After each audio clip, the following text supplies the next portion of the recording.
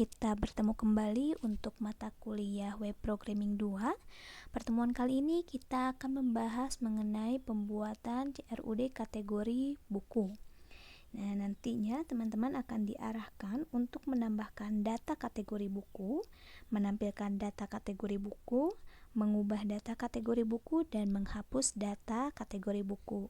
Diharapkan nantinya teman-teman memahami konsep dari create, read, update, dan delete. Nah, setelah sebelumnya teman-teman membuat halaman registrasi member untuk tampilan profile dan ubah profile, kali ini kita akan menambahkan menu baru data kategori buku. Nah, ini hasil yang diharapkan untuk sistem atau website pustaka booking yang nantinya teman-teman buat. Ada fitur-fitur baru di kategori buku, yaitu tambah kategori, kemudian ada ubah dan hapus kategori.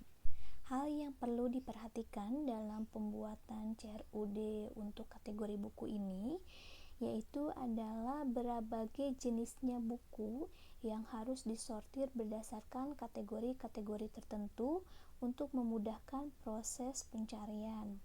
Nah, langkah pertama yang harus dilakukan adalah dengan membuat view kategori terlebih dahulu.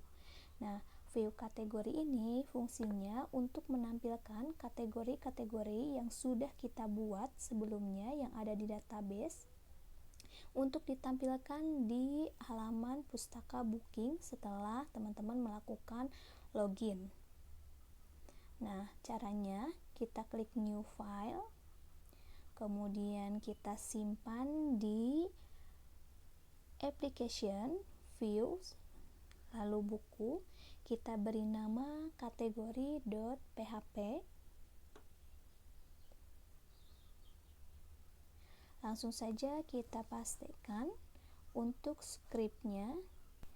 Nah, di view kategori.php ini nantinya akan ditampilkan kategori dan pilihan-pilihan kategori yang sudah ada di database yang sudah dibuat sebelumnya. Kemudian ada penambahan button tambah untuk menambahkan kategori buku terbaru. Kemudian ada button ubah untuk mengedit kategori buku, dan ada button hapus untuk menghapus data kategori buku.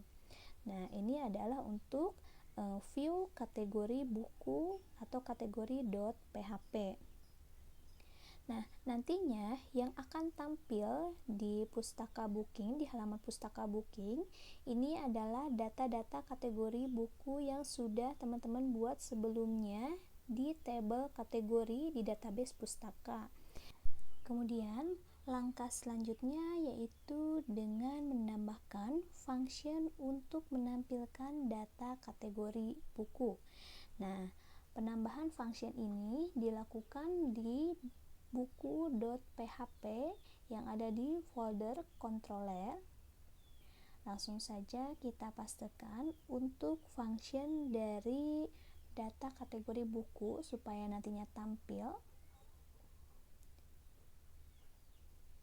Nah, ini adalah function untuk menampilkan data kategori buku.